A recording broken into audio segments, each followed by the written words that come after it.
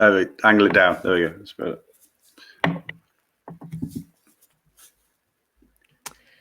Hello, hello, hello, and welcome to Property Game Changers. We're here live on the Property Game Changers Facebook page. So grab a cup of coffee and join us in conversation with people who have changed the game in property. We're celebrating the power of ethical property investing to really change lives. We're debunking the myth that you need a lot of money to get started in property. And we're inspiring each other to believe bigger, to be bolder, and to be game changers for good. And our guest today is the incredible Dan Jackson at Urban Shared. Dan has brought a whole new take on co-living in Southwest London. And he's focused on the customer experience and really using technology to boost that. And as well as showing what's in front of the curtain, Dan also takes us behind the curtain in his YouTube channel. And I so suggest you watch and subscribe. You're going to love it.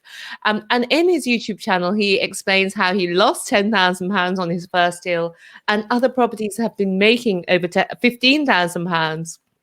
So do check out his YouTube. But meantime, spend time with us here and welcome Property Game Changer Dan Jackson. How are you doing, Dan? I'm good, thank you, Steph. How are you? I'm very well, thank you. Good. I'm very well. Delighted to have you with us. It's good to be here. It's good to be here. This is the second time in a couple of weeks we've had a nice conversation. So yeah, we have. So, Dan, for many people who get into property, there was a moment. Well, for other people, there wasn't a moment. Was there a moment with you that you just thought, right, this is it. I'm going to make a change. Property is going to be part of this. Absolutely, there was. Yes.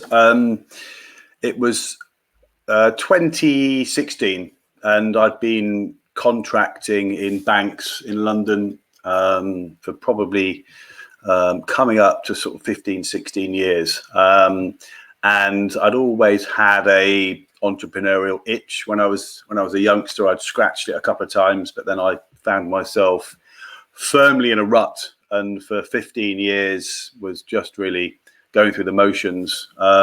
It was super easy, and that was probably the reason that I did it. But I decided I wanted to start something that I could essentially try and make a change, an industry that I could have an impact in. And it was round about that time when I started to look at property in general. And then more specifically, through research, I saw an opportunity to move into, at the time, HMOs.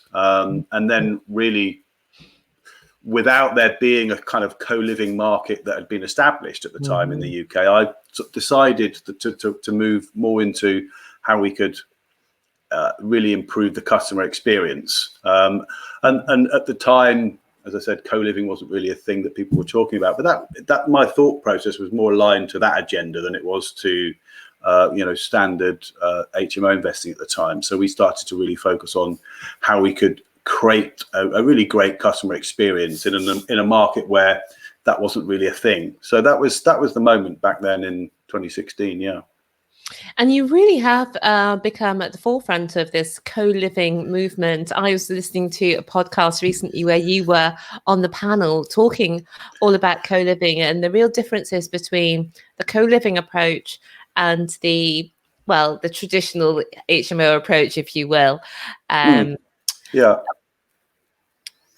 And a lot of this that is about it is about the customer experience. So I know that you have brought technology to this. So tell us a little bit about that, Dan.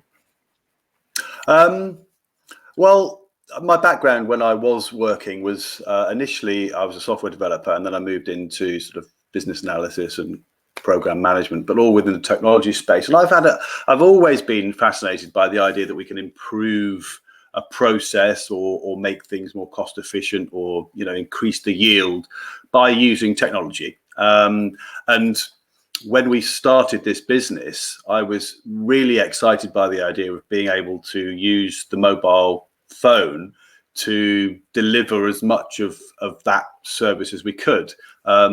Delivering a customer experience to lots of people means lots of different things, but to me, I was obsessed with the idea of using technology to deliver that experience.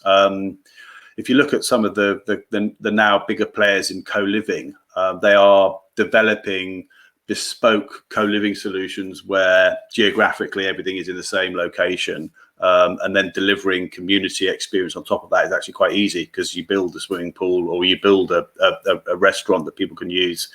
When you're doing it with existing stock, like we are in London, using rent to rent, the idea of creating community needs to be looked at slightly differently. So we were thinking, what could we deliver to our customers through the mobile phone that could enhance customer experience?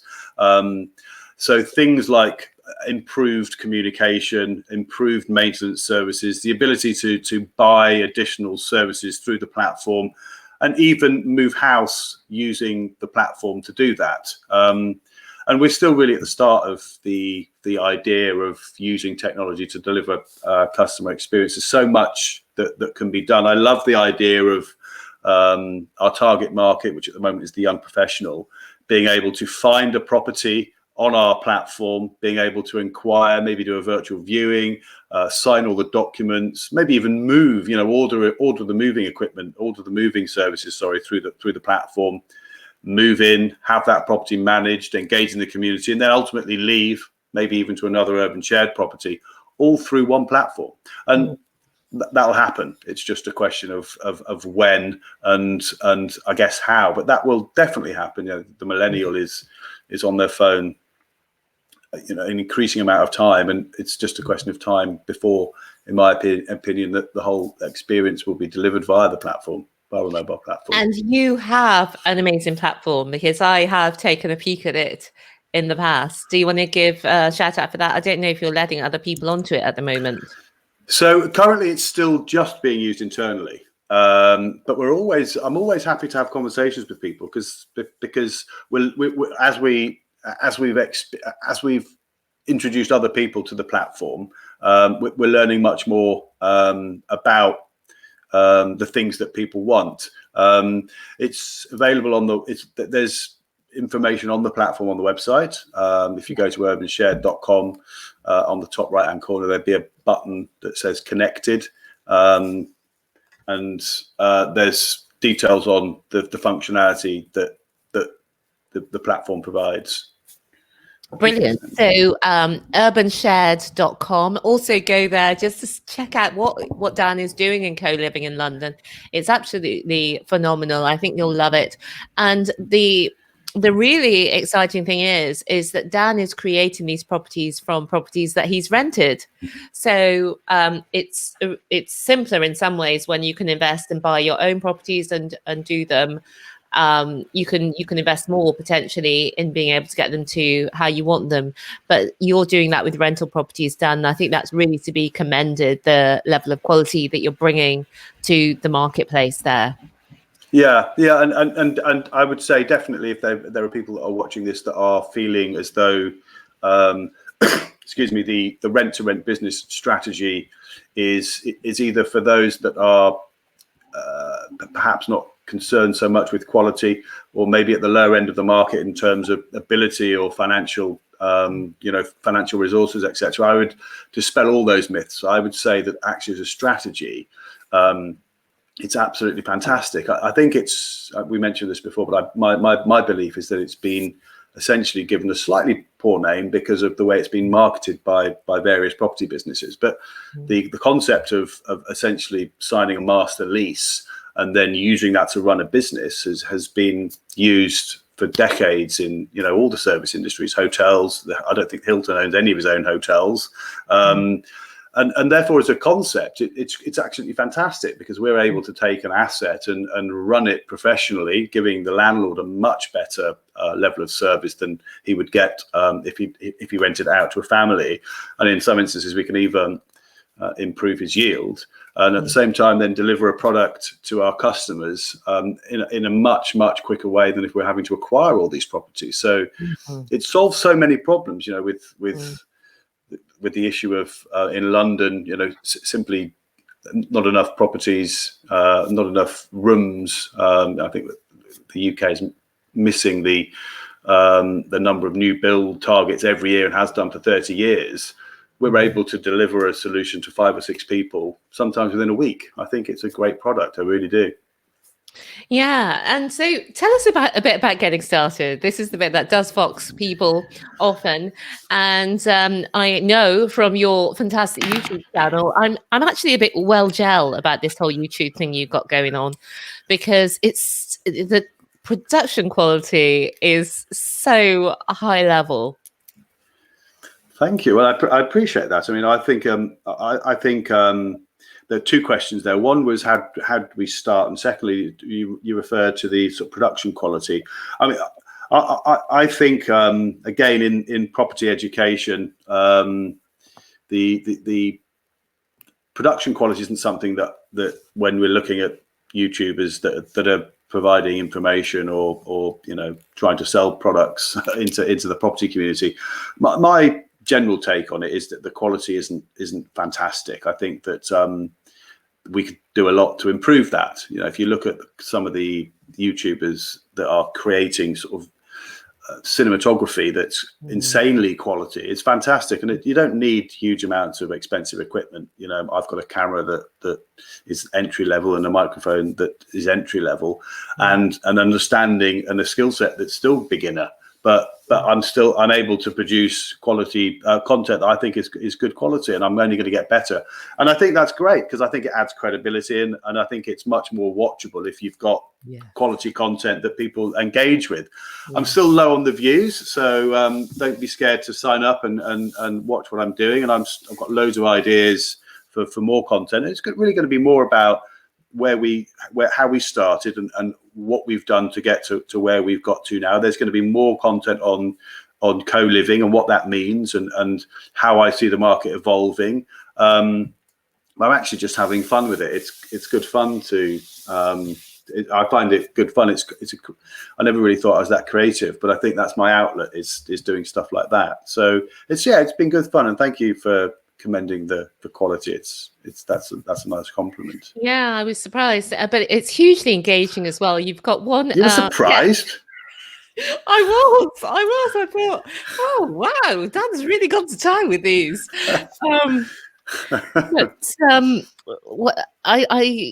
It's very engaging as well. One of them is called "How I Lost £10,000."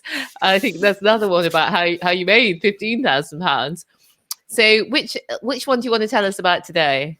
Well, I think how I lost £10,000. Actually, I think that was a really good story. It was the first ever deal that we did. You asked how we got started, and it was November 2016 when I decided that we were going to create a shared living company, essentially, in London. We spent a month or 2 kind of planning that, and then in January we essentially started contacting every single estate agent in the area. We contacted through Rightmove, phoned them. It was quite an onslaught, I think, at the time. I've got all the stats around how many calls we made and how many emails we sent and how many viewings that I did. And in February, on the same day, we got 2 offers accepted, and neither of them we had agreed a rent-free period. One needed significant work. In fact, both needed a good amount of work. We paid a deposit on both. And at the time, there was myself and my then girlfriend, the 2 of us, and we were like, okay, so how are we going to get these up to speed, up to standard? And we found a builder to refurb one of them while we refurbed the other one. The refurb wasn't huge. We're not talking about massive kind of structural changes. The one that we were working on was essentially, it needed quite a lot of cosmetic stuff. So we sanded floors, we painted skirting boards, we changed all the, God knows why, but we changed all the power sockets to brushed metal ones with little USB connectors. Wow. And on a Victorian property that was 100-year-old. Imagine when you take the old one out, the whole wall falls down because it's horsehair as plaster. So it was just a big eye-opening experience, and the period that it took to get that up and running was nearly 4 weeks. So this was a property in Clapham, and the rent, excuse me, was £3,450 a month. So we spent a month with it empty, and well, there's £3,500 straight away, plus the deposit that felt like we'd spent that, although we got that back at the end, together with the refurb costs, and then another 2 weeks on top of that as voids. That added up to a significant amount of money, and it was. I learned huge amounts. We never made some of those mistakes again. And subsequent to that first deal, we made sure that where we could, we would negotiate rent-free periods, or at least marketing periods up front, or at least delayed payment on the rent, so that the cash flow kind of worked. But we learned huge amounts, and it actually, we only just handed it back, which is why I did the video, because I had the whole 3 years worth of data, right from that first deal that we did all the way through to when we handed it back to the landlord, just before the whole of the world locked down, actually.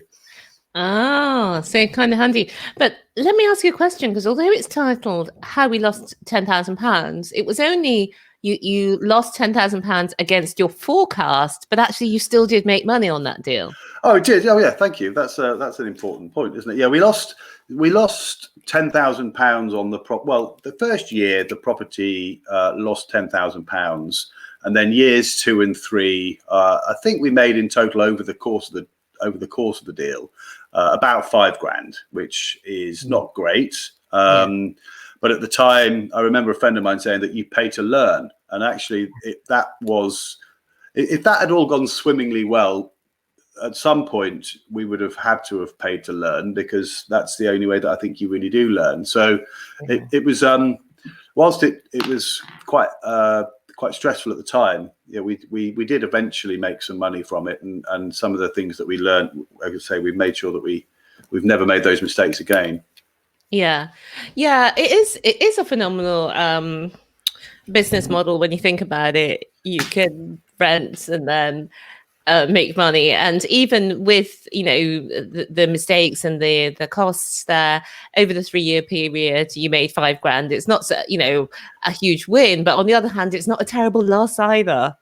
Well, I absolutely. I think if you look at the video, I might get some of the numbers wrong while talking to you now. But for an investment of £10,000 over 3 years, £5,000 is a 50% return. Which, if you just looked at that linearly year on year, that's what 18% or 16%, which is still better than if I put that £10,000 in the bank and done nothing. Now, I know that when we talk to property people, they are expecting double-digit returns year on year, and I understand that that's the case. But if you were to take that as an investment proposition to a non-property person, that would still be attractive. And sometimes we do forget that. I think that these deals, even when they don't work particularly well, are still relatively good in terms of their yield.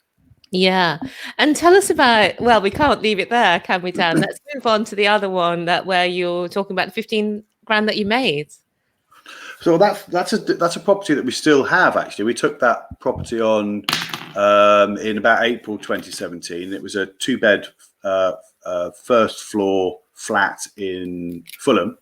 And we we made a 3rd bedroom. The shared space was a big L-shaped kitchen diner with a huge sitting area, and it had a roof terrace as well. It still does. Really, really nice. I'm interested. Really, yeah, it's really lovely. Well, no, we're fully booked on that one, Steph. But at some point, I'll let you know when the room becomes free. It's a really nice flat in a nice part of Fulham, and as a 3-bed property, the numbers really, really worked, and we spent a little bit of money on an internal stud wall that partitioned the kitchen from that what became the third bedroom, and also a little bit of reworking so that the shared area, rather than it being directly off the attic bedroom, was accessible to all the tenants. And we started marketing. We couldn't agree a rent-free period, but we started marketing the property as soon as the builders were on site. We felt that it didn't take much to see what we were doing and to be able to see through the dust sheets and the walls going up, and that we could get people to sign up in that state. And we did. We found three. Well, we put a couple. We tend to put couples in en-suites and charge a little extra for the second person. So we put a couple in the ensuite and then two singles in the two bedrooms downstairs, and we've been operating it like that for 3 years. It makes again, if anyone goes to YouTube, they'll probably see a slightly different number, because I can't remember off the top of my head, but we make about 850 a month on that one, and have done since probably the fourth or fifth month that we were operating it. It's a really good deal, and the landlord is super happy, because this is this model enables us to clean rooms, clean properties much more frequently than a single let. And also we're doing inspections on a regular basis, so we know that the property is being looked after. And often in a single let scenario, you might not see the inside of your property for 6 to 12 months. And I just want to ask a question, Dan, because this is something that people ask me a lot. How much does it cost, or how much did it cost for you in Fulham to partition that room off, to build that wall? A couple of grand. I think we spent we had a handyman who was able to, it was not, so obviously a non-load bearing partition, and we spent we had them plastered and then painted. I think it was a couple of grand. It wasn't huge amounts. And the other thing, Dan, is that you tend to work mainly with letting agents. Is that right? Still? We did to start with, yeah. But you've now moved on to direct with landlords. Well, yeah, I guess once you've established a little bit of a reputation, then you do find that you are approached by people. And we started off exclusively with agents. I figured out that was I didn't really go down the landlord letter route. I liked the idea of the immediate feedback from the agents. So, within 6 weeks, we were able to find 2 properties, but we were talking to agents every day. And it didn't take me long to realize that there were enough agents out there that were willing to let us work with them, that we could find a deal quite quickly. Whereas I felt the direct to landlord option takes a little longer, a bit more strategic, and not as much feedback. You could be sending HMO lists out and get nothing for 6 months and then a call. And I didn't feel like I was in control of that process as well as I was when I was contacting agents. So that would be my recommendation to start. If you're in an area that's got a significant number of letting agents, then you should be able to find, you only really need one to work with you. And if you're not in an area with a significant number of letting agents, it's not in an area that you can really run an HMO, really. Yeah, that's true. Yeah. I think the best way is the multi-pronged approach, but you've got to choose where to start. And for you, agents worked brilliantly. And what are there any tips you would give on why you think you have been so successful in working with agents? I really believe passionately in what we're doing. This for me isn't just, £600 a house, get forward and quit my job. This is I really believe that the shared living market has been essentially underutilized. I don't believe there's been much investment in the kind of shared living young professional market. Certainly in London, if I was to visit 20 shared homes, I'd be disappointed with 18 of them. And and that's feedback that I'm still getting from customers that come and look at an urban shared property, they'll often start the conversation with, I've seen 5 horrible rooms already.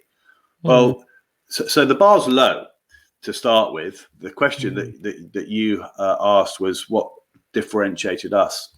I'm really passionate about improving and increasing the height of that bar and creating a product that young professionals enjoy and will look back on fondly, rather than having to live in a shared home because they couldn't afford another option, or a reason that kind of puts them into that product that isn't because it's a good product. And I know that there's still a long way to go. That with that enthusiasm that I was really, I'm not actually that enthusiastic about lots of things, Steph, if I'm being honest, right? But I'm really enthusiastic about the idea of changing this marketplace, because there's so much that can be done to improve it. You know, the use of technology, for example, in the whole kind of life cycle of a shared house customer. There's so much that can be done there. The community element, which is kind of the focus on co-living, there's so much that can be done there, so that people can move into a shared home and have a great experience. And that's there's still so much that can be done and improved, and we're looking at ways in which we can create a nationwide brand that can do that. Because at the moment, you know, there might be great operators, a limited selection of great operators in lots of different areas, but there's no one that's really looked at how they can deliver a consistent product nationwide. And that's something that I think would be an exciting challenge. And I'm working with a few people on that at the moment. On a franchise model? No, not to start with. To start with, the those that are involved have got property in certain areas. So what we're going to do is we'll potentially, I haven't really spoken much about this in any great detail, but we'd look to rebrand some of our own properties under one new brand, and then really focus on consistent delivery of something as simple as a customer charter. What is it that we're actually trying to, what are we trying to achieve for customers in these properties? And I think if you, one of the things that I believe quite strongly in is empowering the housemate to choose their housemates, self-selection. And if you take that concept a little bit further and find people that want to live in sociable homes, that want to share their space with other people, and create the right atmosphere in these properties, then I think you'll be able to I think people would buy into the idea that there is more to living in a shared home than just the house itself. It's the community aspect. So the idea of creating some consistency around that is some of the things that we're thinking about to start with. So it wouldn't be a franchise model, but we would certainly be looking to find people that believed and understood in the model of, in the concept of co-living, and who were willing to kind of buy into that as a concept. Sorry, you okay? We've got a cough. Yeah. You're right. You're right. Yeah. I'm fine. Good. So you want people. You threw me a little bit, actually, because you disappeared and I was talking to myself, and then I didn't know what I was saying. So yeah, it's all coming out now.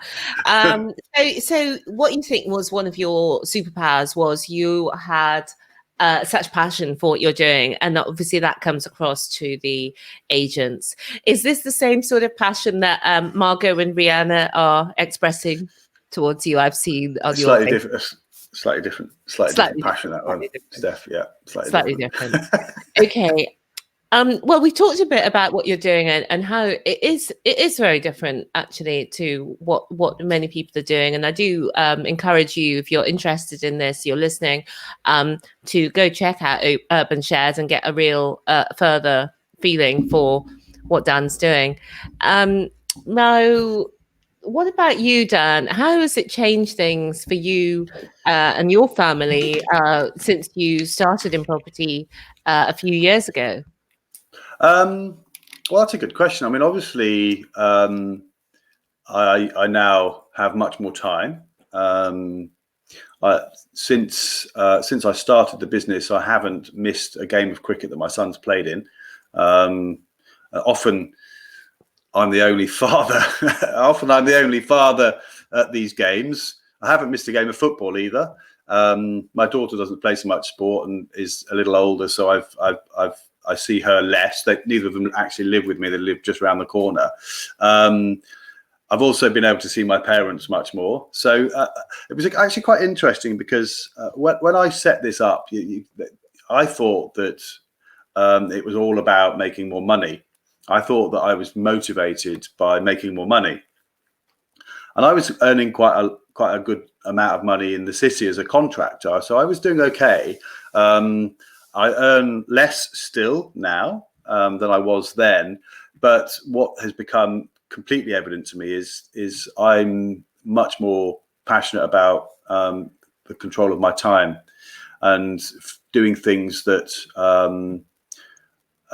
make me happy, seeing and hanging out with my kids and seeing my parents, and being in control of my day is the biggest thing for me. And then the idea that I can actually influence a market, I can actually, I'm not so much massively excited by leaving a legacy, but I would like to think that people that have come through the urban shared business and have, experienced what we're trying to do would look fondly on what their experience, and that's a positive thing. And I think that we can only improve that. So that it's not about becoming super rich for me. It was at one point, but not anymore. It's about, quality of life and helping people. Yeah, that is the riches, isn't it? Yeah. Because really you want the money to have the freedom. So if you've got the freedom, which you do have, you're creating your own income, you're making your own time, you're spending your time with the people who mean the world to you, rather than colleagues, in many cases, we're only tolerating and taking on levels of stress as well, in oftentimes that you don't really want to, about things that are not really that important in the great scheme of things. So kudos to you in getting started. And one of the things that I love about property is the freedom that it gives you as a person and your family, but also all the good that we can then do, because we can then become givers as well.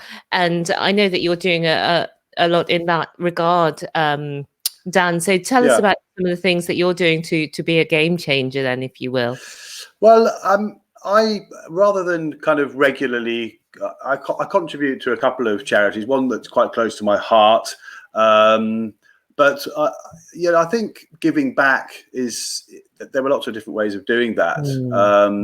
And I think, aside from, small contributions to various charities, which I do from time to time, I coach the football team where I am locally. I'm involved in some of the things, in my local area. And actually in London, it's quite hard to feel like you're part of, there isn't really a huge sense of community in certain parts of London. But I've been involved in well, my son is now under 13. I've been involved in the football and the cricket in Southwest London since he was 5 or 6. And that for me is a nice way of giving back, because I think sport is a really is a hugely important part of the development of children. I think you learn all sorts of different things about team play and various life lessons that you'll take with you throughout your career. And the volunteers that do that are, it's often a very thankless, tough job. So that for me is kind of where I'm sort of a little bit more focused. So Dan, the you starting when you got started in property to the you now, obviously you've learned a lot. What are the things that really have helped you to become the man you are today, who is a co-living expert and specialist and has so much passion for for the sector and improving it. Are there books or resources or ideas that really change things for you? That's a good question. There's the sort of, if we specifically talk about the kind of co-living side of things, there's as a movement, there's now more and more awareness of it as a I guess at some point I'm guessing that some of the larger property companies will start to offer courses on co-living, but at the moment the material that you find is more kind of desk-based research into the benefits of co-living and why as a marketplace, or why as a sector of the property market it's growing, and all those sorts of things. And I'm quite plugged into various Facebook groups. We've created a group that is specific to co-living, and within that group there are a lot of people that are kind of in the HMO marketplace, and kind of the interest is being piqued with regards to how they can maybe look at their HMO business in a slightly different way to incorporate some elements of co-living. In terms of more general books, I mean, I've always been a big fan of non-fiction biographies, books on startup technologies and methodologies, and how companies that have become successful have been created and operated. And you can learn a lot from good things and bad things, and things that can inspire you by reading it, by immersing yourself in that kind of stuff. But actually now I probably spend more time talking to people and networking. I'm not a huge prolific kind of networker. That's not really my bag, but I do like talking to people on a one-to-one basis who are successful or trying things or innovating and doing things differently. And I think we all find different ways of getting our information, but for me that's quite a powerful and useful way. And what are your plans for the future, Dan? Where do you want to take things from here? Well, I suppose you've actually said you want to take them nationwide. Yeah, so Get Married to Margot Robbie is next weekend, and then it'll be taking the concept of co-living. Is it possible to build a nationwide brand? That's the question that we're trying to answer. I've got my fingers in quite a few different pies, but that's the one that for me at the moment is the question, is the itch that we're scratching. Lovely. Well, it's been great. It's been great having you with us today. Dan, I know that you will have overcome many challenges in getting where you are. And what's the advice that you would give to people who are perhaps, at the moment doing IT contracting or and they're thinking about getting into property? What advice would you give them?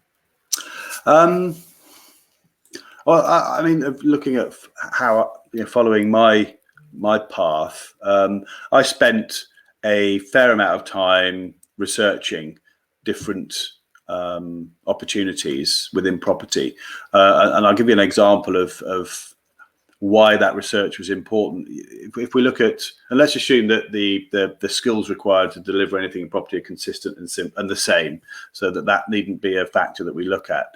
My personality is such that a long development time with chunks of cash would never have worked for me. I needed to find something that was delivering something similar to a job that I'd been in for 15, 20 years. So I was able to use that knowledge to be able to decide the strategy that I wanted to work on.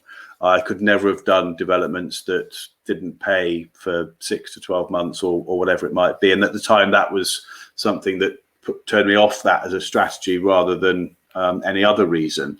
So I'd definitely say play to your strengths is important. Understand what it is you're trying to achieve, and spend time thinking about that.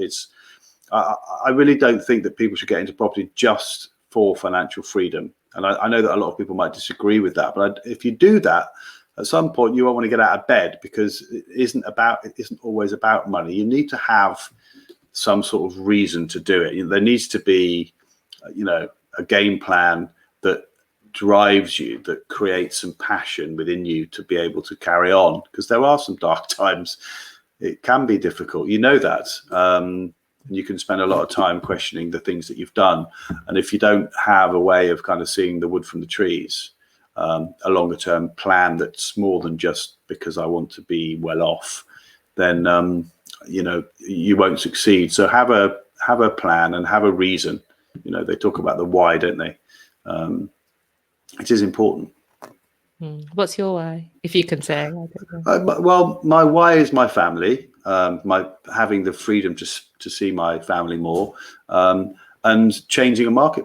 Now it's I want to prove to myself that we can actually change, the co-living market nationwide, and then who knows, maybe the world. Yeah. Actually, saying that, I did see your interview as part of a co-living network, which is a global network. With Christine from the Co-Living Code. Yes, Co-Living Code. That was it. Yes. Yeah. Well, co-living is a global concept now. We are probably 3 or 4 years behind. Certainly, the States and Asia is co-living has definitely kind of advanced in those marketplaces quicker than we have through various reasons.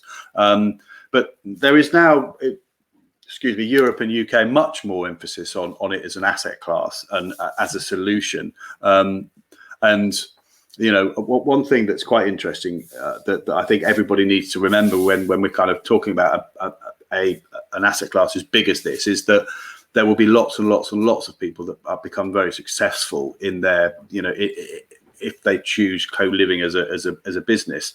This isn't a kind of a winner takes all market. So it isn't a question of getting there first. It's a question of doing the right thing, finding a little bit of an angle, and then plugging away. So, if we were to get it right in the UK, well, why wouldn't we look to, see whether that model could scale into Europe and wherever else we might choose to think about that. So yeah, that's something. I'm not sure whether at this point in time I'd actually have the appetite for red eye flights to New York and back again, because I quite like being at home, but who knows. Yeah, no, that's phenomenal. It'll be really interesting to see what happens there. And I think co-living, co-working, and all of that, it'd be really interesting to see what happens. And almost living in smaller spaces has become aspirational, actually. There's quite a lot of YouTubers that are all about, tiny living and smaller spaces and minimalism. And that is becoming, if it isn't already, aspirational. No, that's very true. I followed you when we last spoke. You pointed me in the direction of, is it Matt D'Angelo? Yeah, Matt D'Avella. That's right. And I'd actually come across the documentary that he I think he'd produced the Minimalist documentary, hadn't he, with those two other lads? I'd seen all that before, because actually I love that idea as well. I think the idea of simplifying and decluttering and just holding on to things, physical things that matter and mean something to you, puts your mind in a much better place, doesn't it? Imagine you go into a cluttered room, you feel stressed. When you go into a space that's been nicely designed without clutter, you feel relaxed. And I found a few more YouTubers that are kind of all talking about that. And yeah, you're absolutely right. It's quite interesting, isn't it, how material possessions have become less important, and experience and design and kind of thoughtfulness have become words that more people are using. Yeah, absolutely. Well, thank you, Dan, for sharing your story with us today. It's always a pleasure to have you on. I really look forward to the festivities and celebrations with yourself and Margot. Did you get the invite? I know that you're a little jealous, but it's yeah. Switching swiftly to Lois has made a comment. Now that's the way to go. Simplify everything. Lois. Lois is also that's also a YouTube channel that I'm following as well. I'm enjoying that. It's a lot of fun to see that. It's got a combination of a lot of different things. Whilst I'm not necessarily interested in fashion, Lois's journey around sort of her desire to take control of her own destiny and work in property is quite cool. And she's got a nice personality, and it shows in her videos. Oh, that's exactly what I think, Dan. When I watch your videos, I really am into it. You just name them beautifully as well and really get me excited into the story. But so does Lois. I'm not really interested in, the fashions either. But when Lois is modeling and talking to me about the dresses, and some of them are squeaky, I'm very interested. Yeah, it's good. Yeah, she's hilarious. So, and that's what I love to see. Is people stepping outside of their normal comfort zone, like we've done, because I know that certainly for myself, speaking for myself, when I first started in property 4 years ago, I'd never dream of going live and just talking to people, and much less about my own personal story. Yeah. I don't know how you feel about that, Dan. I think that's I think that's a really good observation. I think that one of the things that people need to do is not necessarily. I don't necessarily believe in stepping outside your comfort zone and kind of pushing the envelope, but I do believe in being really kind of honest and authentic. And I think that when people are like that, lots of people won't like that and the way that you are, and lots of people will really like that. But I think there's only one way of being, and that's super authentic. Because if you're not being yourself, at some point, that probably won't make you happy. So I think being authentic, and I think YouTube is a great platform for people. We're not here to, I'm not on YouTube for any reason other than I enjoy sharing my story. I enjoy the process, and if people like it, if people want to, to engage, then fantastic. And I think that's really nice. I think it's a really good way of, giving back, maybe to a certain degree. Yes, yeah. Lois has said, "Oh, thanks, Dad. Thanks, Lo." We'll be doing what do they do when two people kind of do a collab? That's it. There we go. What do you mean? You do the collab with Lois, and am I Scotch Mist? Yeah. Well, are we doing collabs? Is this a collab? It could be, but I need to come on your channel, Dan.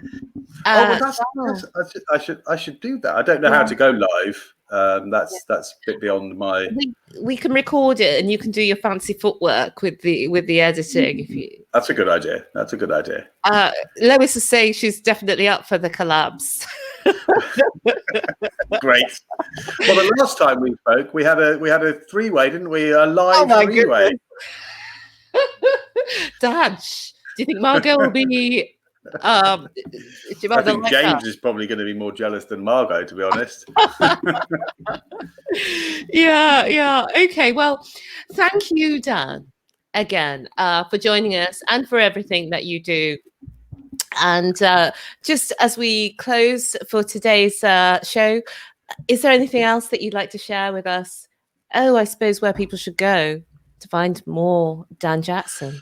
So everyone is welcome to email me. It's dan@urbanshared.com. And my YouTube channel is YouTube/C/Dan Jackson. And, subscribe if you want to get notified when things get produced. Trying to do a weekly video. Failed last week because I'm working on a much bigger video, which is probably going to take probably a couple of months actually to put together. But I'm trying to put together stuff on a weekly basis. And as I say, it will be, if you're interested in property or all sorts of other kind of things that can improve you as a human being, my YouTube channel is a good place to go. And the website, urbanshared.com. Brilliant. I encourage you, definitely. I love the Dan Jackson YouTube channel, so definitely do check that out. And what do you mean you can subscribe? Make sure if you go there you subscribe. Red button, first tap. Enjoy that. So thanks, Dan, and that's it for this week's Property Game Changers. So for now, it's goodbye from Mr. Dan Jackson. Goodbye. And it's goodbye from me. See you soon. Bye for now.